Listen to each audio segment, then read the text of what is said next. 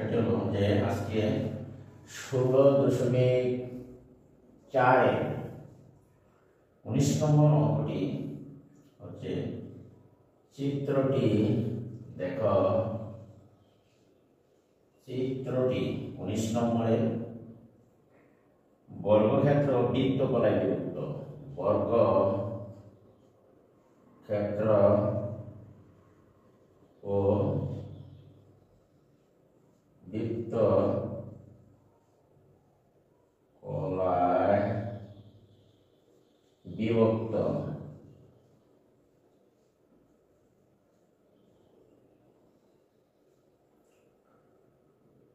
যার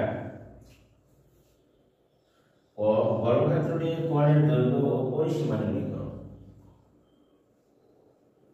বিভক্ত চিত্রটি হলো এরকম, দেখো যে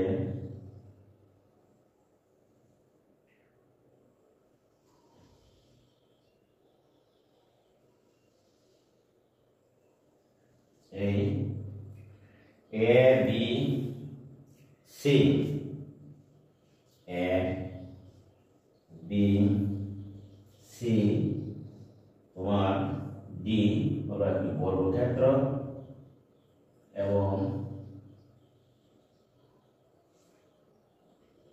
এ ডি ই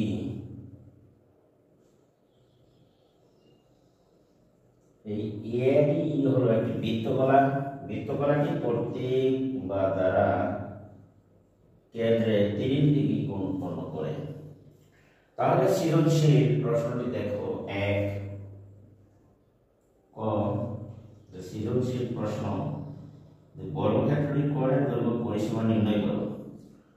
বর্গক্ষেত্রটি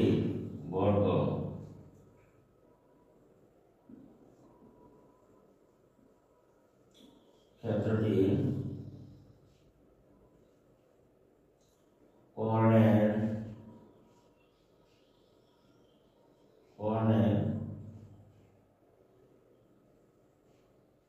দৈর্ঘ্য ও পরিসীমা নির্ণয় করো।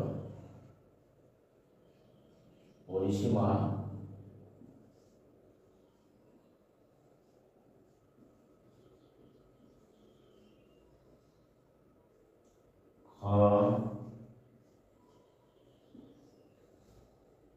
সম্পূর্ণ ক্ষেত্রের ক্ষেত্রফল নির্ণয় করো। সম্পূর্ণ দেখো সম্পূর্ণ ক্ষেত্রের ক্ষেত্রফল নির্ণয় করো।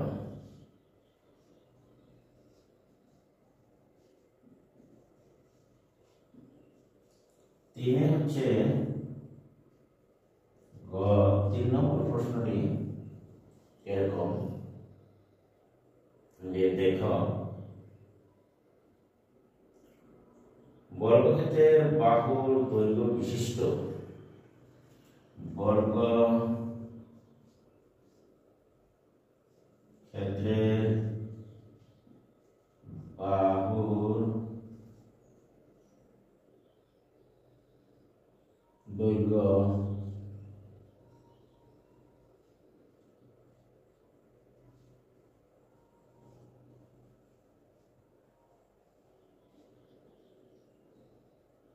বর্গক্ষেত্রের বাহুর দৈর্ঘ্য বিশিষ্ট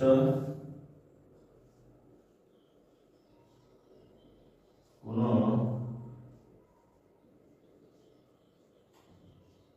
সুষম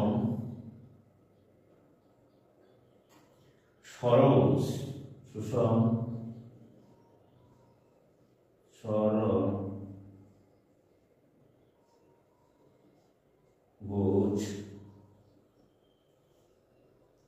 কোন বৃত্তে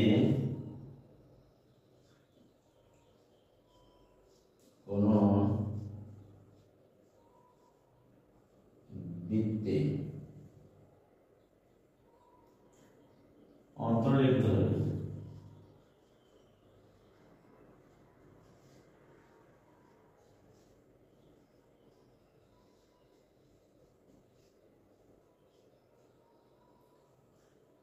অন্তর্লিখিত হলে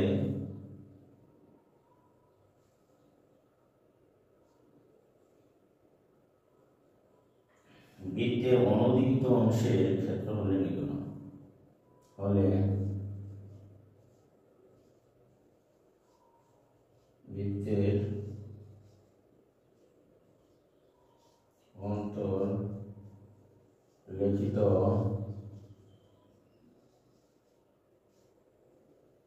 অংশের অন্তর্লিখিত হলে বৃত্তের অনধিকৃত অংশের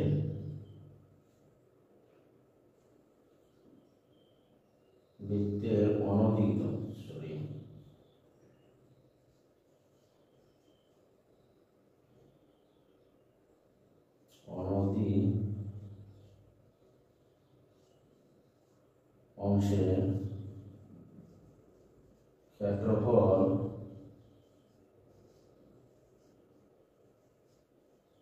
নির্ণয় করো।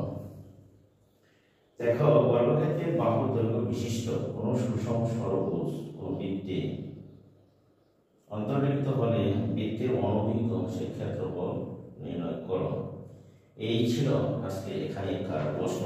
দেখো, এখানকার যে প্রশ্নটি, চিত্রটি বর্গক্ষেত্র, একটা এ বি সি ডি একটি বর্গক্ষেত্র ও বৃত্তকলায় আমরা পূর্ববর্তী ক্লাসে পড়েছি যে চিত্রটি হচ্ছে একটি এ বি সি ডি হলো বর্গ, এবং দেখো এখানে বর্গের বাহুর দৈর্ঘ্য দেওয়া আছে 12। তাহলে বর্গের বাহু যদি 12 হয়, এটিও হবে 12, এটিও হবে 12, এটিও হবে 12। যেহেতু বর্গের 4 বাহুর দৈর্ঘ্য সমান থাকে, কাজেই বর্গক্ষেত্রের এক বাহু দেওয়া আছে 12, তাহলে প্রত্যেকটি বাহু হবে 12। এখন যদি বর্গক্ষেত্রটির কোণের দৈর্ঘ্য ও পরিসীমা নির্ণয় করতে হবে, এক নম্বর প্রশ্নটির উত্তর দেখো যে বর্গের পরিসীমা আমরা নির্ণয় করি। দেখো এখানে ক বর্গক্ষেত্রের কোণের দৈর্ঘ্য পরিসীমা, তাহলে ধরি বা মনে করি বর্গের বাহুর দৈর্ঘ্য। দেখো যে চিত্রে যে বর্গটি আছে সেটা আমরা ধরলাম যে বর্গের বাহুর দৈর্ঘ্য এবি সমান বিসি সমান হবে সিডি ইকুয়াল টু এডি সমান হবে এ ধরলাম।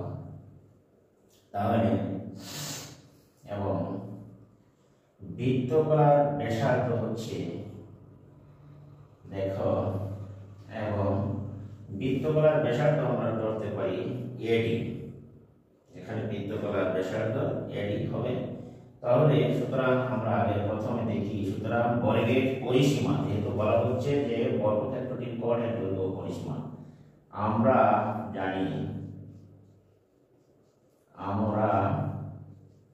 জানি যে বর্গের পরিসীমা বা বর্গের কর্ণের দৈর্ঘ্য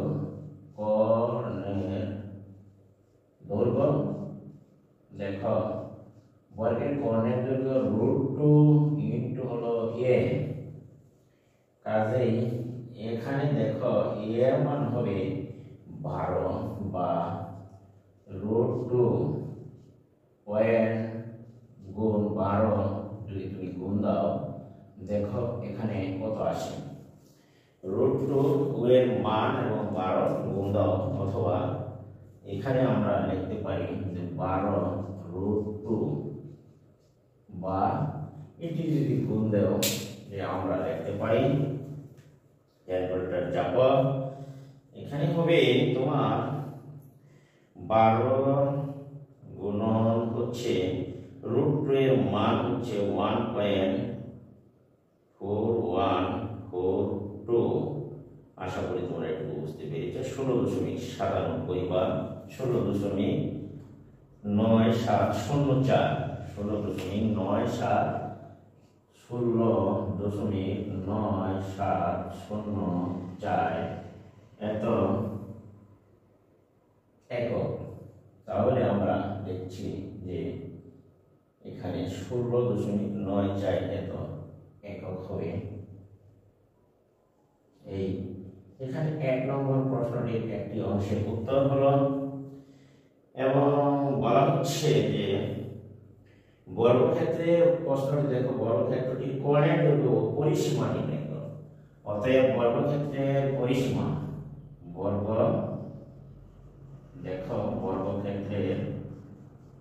বর্গক্ষেত্রের পরিসীমা আমরা লিখতে পারি। দেখো যে আমরা জানি পরিসীমা বলতে বোঝায় যে বাড়ির বাউন্ডারি বা একটি রুমের চতুর্দিকের দেওয়ালের দৈর্ঘ্য। যেমন মনে করো যে চারিদিকে যদি বর্গাকার থাকে বা চতুর্ভুজাকৃতি থাকে, তাহলে চারিদিকে যে দেওয়াল আছে বা বাহুর দৈর্ঘ্যগুলি যোগ করলে তুমি পাবে পরিসীমা। তেমনি ভাবে বর্গের পরিসীমা যদি হয়, তাহলে এডি বাহু, বিসি, সিডি এবং হচ্ছে এডি চার বাহুর দৈর্ঘ্য যোগ করলে আমরা পাবো পরিসীমা। তাহলে দেখো এই বাহু যদি হয় 12, তাহলে এটিও হবে 12, এটিও হবে তোমার 12। তাহলে 4 বাহু যোগ করলে 4 12 48 হবে পরিসীমা। আমরা যেহেতু ধরেছি, দেখো এখানে যে বর্গের বাহুর দৈর্ঘ্য হচ্ছে এডি বিসি সিডি এডি সমান এ সমান 12। তাহলে বর্গের পরিসীমা 4 বাহু সমষ্টি হয় বৌরে, বা আমরা লিখতে পারি দেখো 4 12 48। এখানে গুণ দিলে আমরা পাবো, এখানে দেখো 4 12 48 হচ্ছে এত একক। এই হলো বর্গের পরিসীমা। আশা করি তোমরা এটুকু বুঝতে পেরেছো। তাহলে আজকে আমরা চলো এবার কোন নম্বর প্রশ্নটির সমাধান এখানে শেষ হলো। তাহলে আমরা যেতে পারি 2 নম্বর অঙ্কটির সমাধানে। এখানে আমরা যেতে পারি। দেখো যে 2 নম্বর অঙ্কটি হচ্ছে সম্পূর্ণ ক্ষেত্রের ক্ষেত্রফল নির্ণয় করো। তাহলে সম্পূর্ণ ক্ষেত্রের ক্ষেত্রফল নির্ণয় করতে হলে তোমাকে এ বি সি সি ডি এবং হচ্ছে এডি, এই এ বি সি ডি এই বর্গক্ষেত্রের ক্ষেত্রফল এবং হচ্ছে বৃত্তকারের ক্ষেত্রফল নির্ণয় করে যোগ করে দিলেই আমরা পাবো তোমার এই সম্পূর্ণ ক্ষেত্রের ক্ষেত্রফল। বর্গক্ষেত্রের বাহুর দৈর্ঘ্য বিশিষ্ট কোন সুষম ষড়ভুজ আবার 3 বলা হচ্ছে। এখন আমরা 2 নম্বর অঙ্কটি সমাধান যে সম্পূর্ণ ক্ষেত্রের ক্ষেত্রফল নির্ণয় করো, সেটা আমরা বের করার জন্য চেষ্টা করছি। দেখো এখানে তাহলে আমরা এটি মুছে নিতে পারি। দেখো যে কোন নম্বরের প্রশ্নটি মুছে নিলাম, এবং দেখো সম্পূর্ণ ক্ষেত্রের ক্ষেত্রফল বের করো, এটিও আমরা মুছে নিতে পারি। তাহলে দেখো যে এখানে আমরা এটি একটু পরিষ্কার করলাম। সম্পূর্ণ ক্ষেত্রের ক্ষেত্রফল আমরা নির্ণয় করব। এখন তাহলে এগুলি একটু মুছে নাও। দেখো তোমরা সবাই এখানে খাতা কলম নিয়ে বসে যাও। দেখো যে খ নম্বরের যে এখানে হচ্ছে সম্পূর্ণ ক্ষেত্রের ক্ষেত্রফল নির্ণয় করতে হলে আমার চিত্র থেকে পাই। দেখো চিত্র থেকে পাই এখানে যে বর্গের বাহুর দৈর্ঘ্য, যেমন বর্গের বাহুর দৈর্ঘ্য এ বি অথবা বাহুর দৈর্ঘ্য হচ্ছে, দেখো যে আমরা পেয়েছিলাম বর্গের বাহুর দৈর্ঘ্য সমান হচ্ছে এ সমান সমান হলো 12।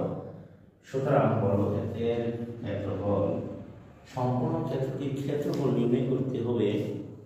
তাহলে দেখো সুতরাং বর্গের বাহুর দৈর্ঘ্য 12, অতএব বর্গের দেখো ক্ষেত্রফল হবে এখানে বর্গের ক্ষেত্রফল সমান আমরা লিখতে পারি 1 বাহু বর্গ। তাহলে আমরা লিখতে পারি দেখো যে 1 বাহু হলো তোমার দলা, যে s বর্গ একক এইখানে, বা এর মান যদি আমরা বসাই 12 বর্গ একক 12 144 বর্গ একক আমরা লিখতে পারি। তাহলে আমরা বর্গক্ষেত্রটির ক্ষেত্রফল বের করেছি। এখন সম্পূর্ণ ক্ষেত্রের ক্ষেত্রফল বের করতে হলে আবার দেখো এবিসিডি বর্গের ক্ষেত্রফল, সুতরাং এ বি সি ডি বর্গের ক্ষেত্রফল সমান হচ্ছে এত। আবার দেখো এখানে বৃত্তকলা এডি, এখানে বৃত্ত A B C D, A D E বৃত্ত কলার ব্যাসার্ধ, বৃত্তকলার ব্যাসার্ধ হচ্ছে তোমার আর ইকুয়াল টু বৃত্তকলার ব্যাসার্ধ আই ইকুয়াল টু 12 একক, আর বৃত্তকলা দ্বারা কেন্দ্র কোণ বৃত্ত কলা দ্বারা তোমার কেন্দ্রে উৎপন্ন কোণ থিটা ইকুয়াল টু দেওয়া আছে দেখো 30 ডিগ্রি। তাহলে আমরা লিখতে পারি, সুতরাং দেখো যে বৃত্তকলার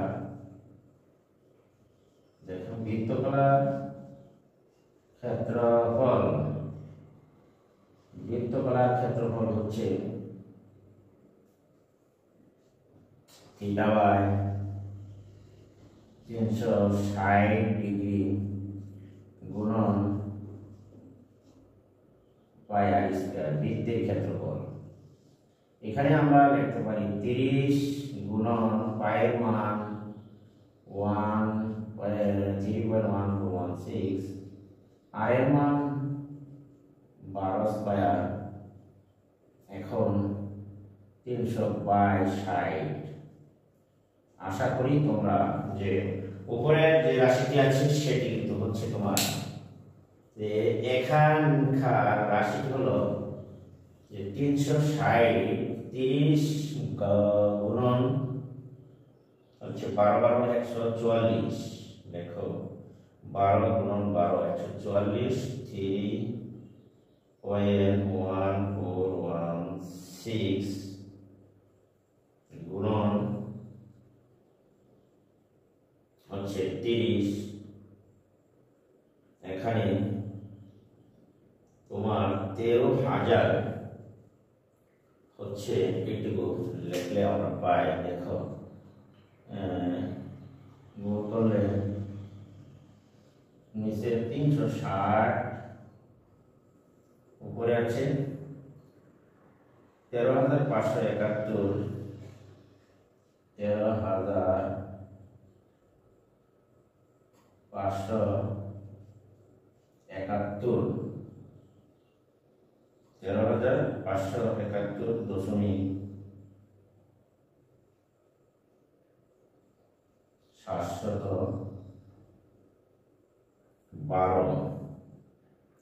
571.712 বর্গ, এটি ভাগ দিলে আসে দেখো 360 বা 360, আমরা পাচ্ছি 37.6992। দেখো যে 37.6992 এটা হলো তোমার বর্গ একক, বর্গ একক। এখানে আমরা এটুকু পেয়েছি বর্গ একক। তাহলে আমরা এখন সম্পূর্ণ ক্ষেত্রটির ক্ষেত্রফল যদি আমরা বের করি তাহলে আমরা উপরে চলে যাই। দেখো সুতরাং দেখো যে সম্পূর্ণ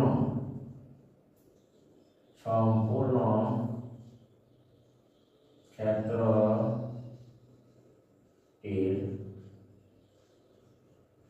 ক্ষেত্রফল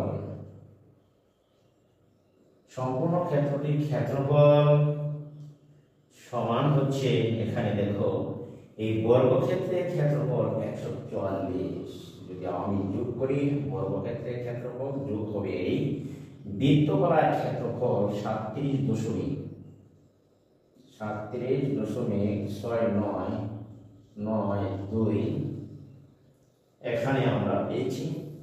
এটির সাথে যদি তুমি যোগ দাও 144, দেখো দ্বারা 181.692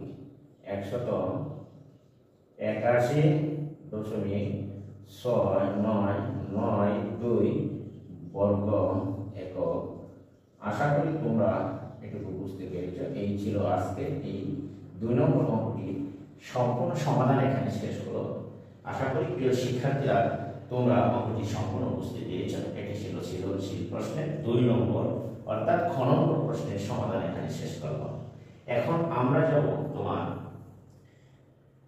দেখো যে আমরা যাচ্ছি এখন 3 নম্বর প্রশ্নটি সমাধান করার জন্য। দেখো 3 নম্বর প্রশ্নটি হচ্ছে এখানে যে আমি একটু তোমাদের আবার ডাকটি করছি। দেখো যে বর্গের বাহুর দৈর্ঘ্য বিশিষ্ট কোনো সুষম সরলভুজ কোনো বৃত্তে অন্তর্লিখিত হলে বৃত্তের অনুদিত অংশের ক্ষেত্রফল নির্ণয় করো।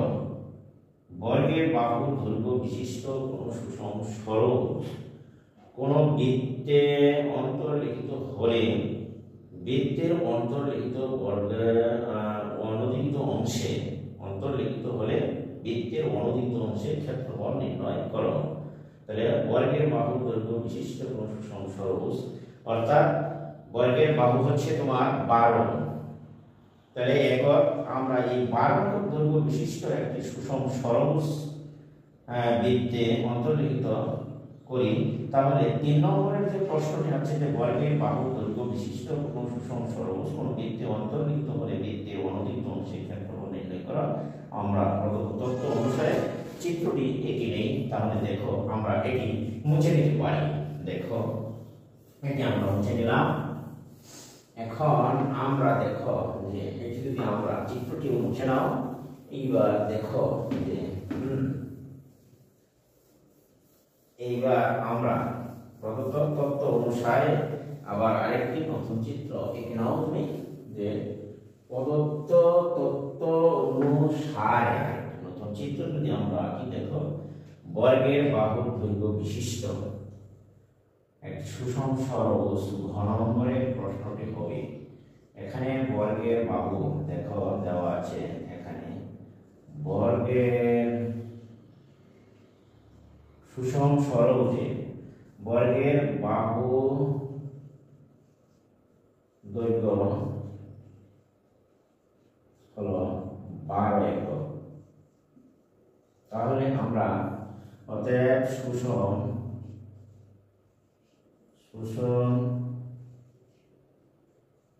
সরলভুজের বাহুর দৈর্ঘ্য হবে 12 একক। যেহেতু বলা হচ্ছে যে বর্গের বাহুর দৈর্ঘ্য বিশিষ্ট একটি সুষম সরলভুজ, সুতরাং সুষম সরলভুজের বাহুর দৈর্ঘ্য হবে। তাহলে এখন আমরা সুষম সরলভুজটি এখানে এঁকে নাও। ধরো দেখো 1 2 সুষম সরলভুজ আমরা আঁকি।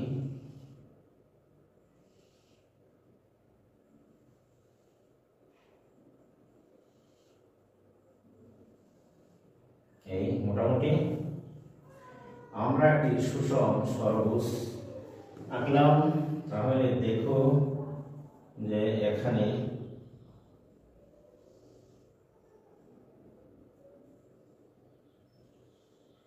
দেখো যে সুষম সরলভুজ, এই সুষম সরলভুজটি হলো মনে করো A B C B E F একটি সুষম সরলভুজ আমরা মনে করি। সেটা হচ্ছে যে এ বি সি ডি সুষম সরলভুজ। এখানে সুষম ষড়ভুজ, তাহলে সুষম ষড়ভুজের প্রত্যেক বাহুর দৈর্ঘ্য হচ্ছে তোমার 12, এখানে একক, যেহেতু বর্গীয় অন্তরে লিখিত হলে এই সুষম ষড়ভুজের প্রত্যেকটি বাহুর দৈর্ঘ্য হলো 12। তাহলে আমরা এই সুষম ষড়ভুজের শীর্ষবিন্দু হতে তোমার যদি এখানে তুমি দেখো যোগ করো তাহলে হবে সুষম ষড়ভুজের প্রত্যেক কেন্দ্র, এই কেন্দ্রের মধ্যে বৃত্তের কেন্দ্রের মতোই 360 ডিগ্রি কোণ উৎপন্ন করে। তাহলে 360 ডিগ্রি কোণ উৎপন্ন করে সেটা আমরা লিখতে পারি যে এখানে ষড়ভুজের ক্ষেত্রফল নির্ণয় করার সূত্র আমরা জানি যে ষড়ভুজের n সংখ্যক বাহু বিশিষ্ট বহুভুজের ক্ষেত্রফল হলো, দেখো যে n সংখ্যক বাহু বিশিষ্ট বহুভুজের ক্ষেত্রফল এখানে আমরা নির্ণয় করার কৌশল জেনেছি। দেখো যে আমরা জানি এখানে যে n সংখ্যক বাহু বিশিষ্ট, এখানে দেখো এই যে পৃষ্ঠা নম্বর 308 আছে যে n সংখ্যক বাহু বিশিষ্ট সুষম বহুভুজের ক্ষেত্রফল n square by 4 cot 180 degree by n। তাহলে আমরা তো জানি এখানে ষড়ভুজের বাহুর সংখ্যা হবে, দেখো যে এখানে তুমি ষড়ভুজের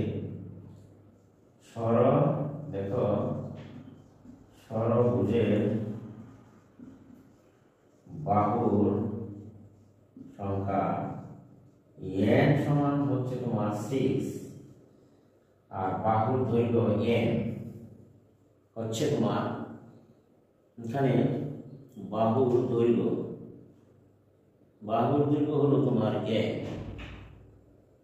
বাহুর ষড়ভুজের বাহুর সংখ্যা 6 এবং ষড়ভুজের বাহুর দৈর্ঘ্য a সমান হচ্ছে 12 একক।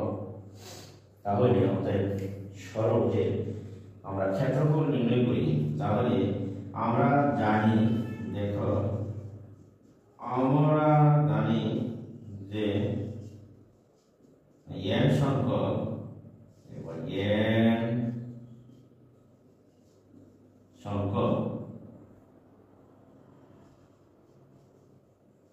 বাহু বিশিষ্ট n সংখ্যক বাহু বিশিষ্ট ষড়ভুজের n সংখ্যক বাহু বিশিষ্ট তোমার সুষম বহুভুজের n সংখ্যক বাহু বিশিষ্ট সুষম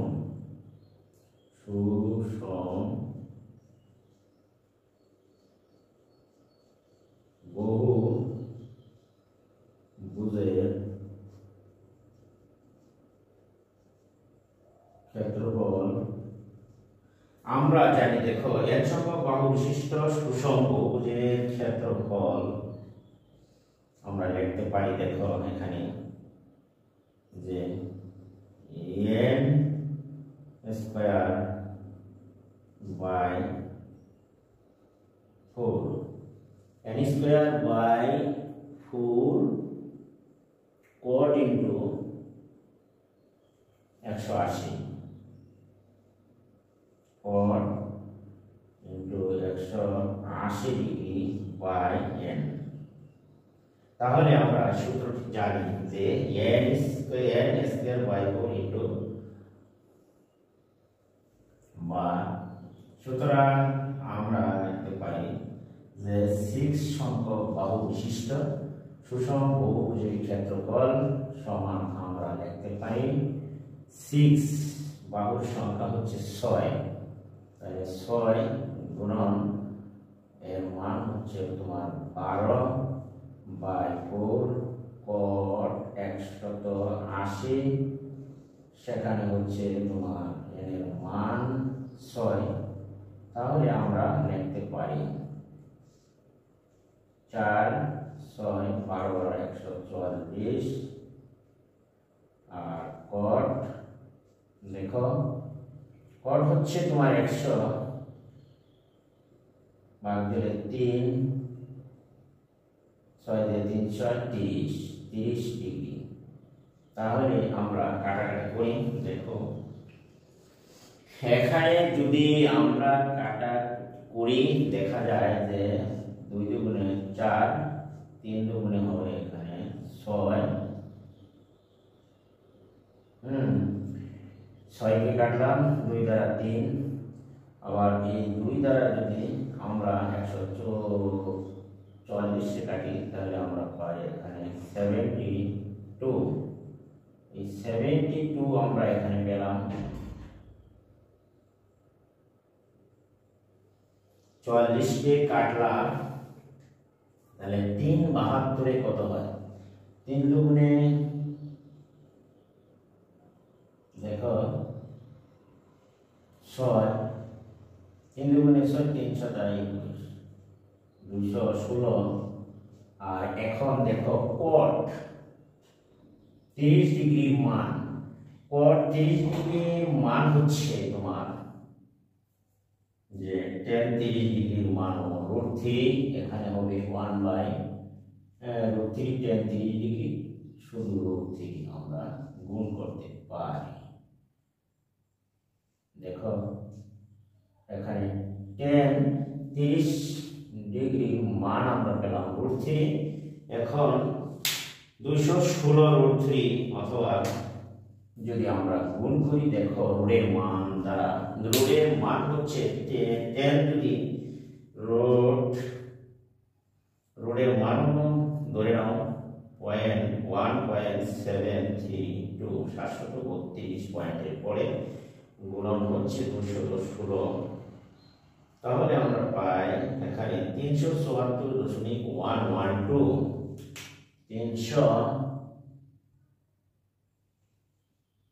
374.112 বর্গ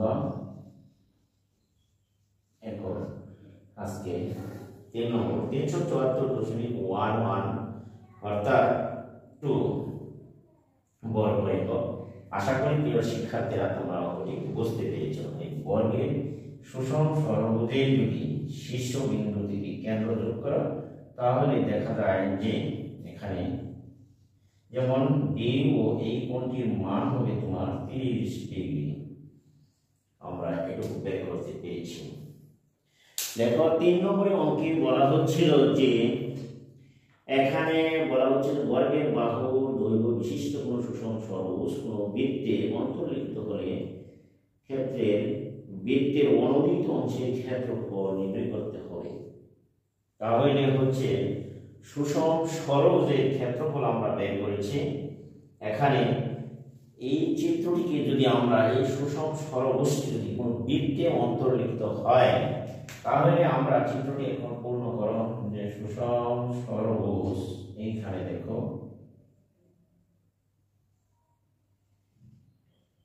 এই সুষম ষড়ভুজ যদি বৃত্তে অন্তর্লিখিত হয় বৃত্তে অনুদিত অংশের ক্ষেত্রফল আমরা লিখব। দেখি কত পাই। অনুদিত বলতে তোমার যে এই ছিল A B C D E F সুষম ষড়ভুজ, এই ষড়ভুজের ক্ষেত্রফল আমরা বের করেছি 374.112 বর্গ একক। এখন আমরা যদি বৃত্তটির ক্ষেত্রফল বের করি তাহলে দেখো যে বর্গের বৃত্তের ক্ষেত্রফল যদি আমরা এখানে বের করি দেখো এবার আমরা উপরের অংশটুকু মুছে দিতে পারি। এখানে বৃত্তের ব্যাসার্ধ হবে দেখো যে আমরা যদি লিখি উপরের অংশ মুছো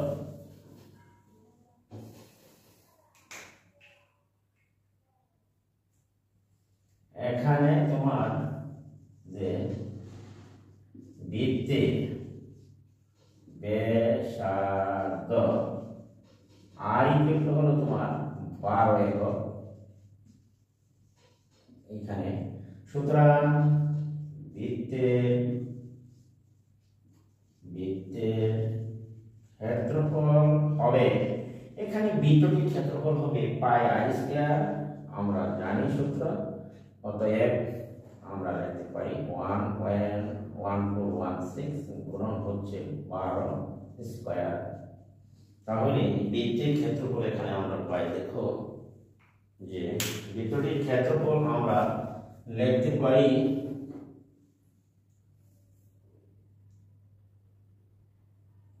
144 144 হবে, গুণন হচ্ছে তোমার 3.1416 452.3904 452.3904 বর্গ একক।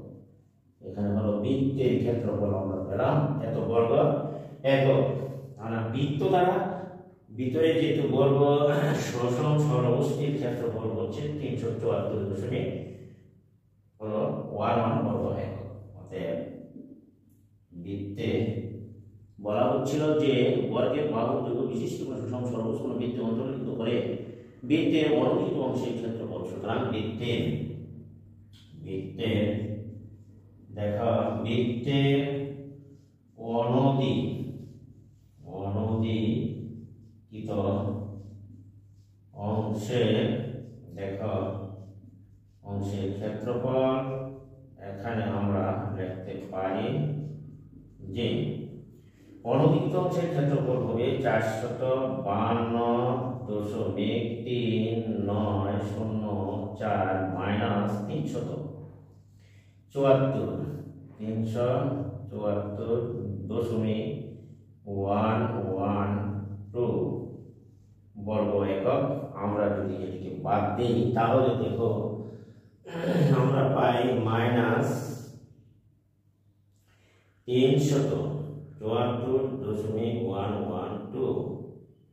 তাহলে আমরা লিখতে পারি 78.2784 78.2 দেখো 78.2784 বর্গ একক। আশা করি তোমরা এটি বুঝতে পেরেছ।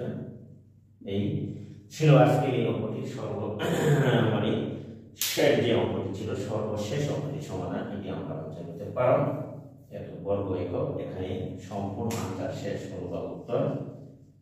আমি আশা করি যে সকল শিক্ষার্থীরা তোমরা অঙ্কটি বুঝতে পেরেছ এবং অঙ্কটি অত্যন্ত সহজ করার চেষ্টা করা হয়েছে এবং সহজ ভাষায় অঙ্কটি সমাধান করে দেওয়া হয়েছে।